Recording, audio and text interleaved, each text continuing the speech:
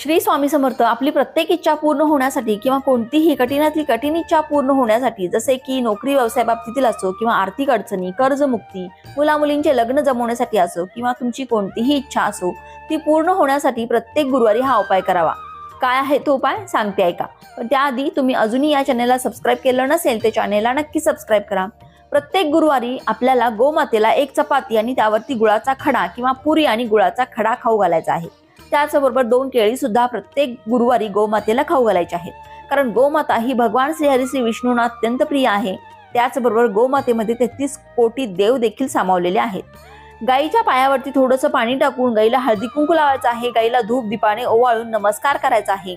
त्याचबरोबर गाईच्या शेपटीला आणि पोटाला देखील स्पर्श करायचा आहे. सायंकाळी तुळशीजवळ आणि मुख्य दरवाजावर दिवा लावताना त्यामध्ये चिमूटभर हळद नक्की टाकावी. यामुळे धनप्राप्तीचे योग निर्माण होतात. श्री स्वामी समर्थ.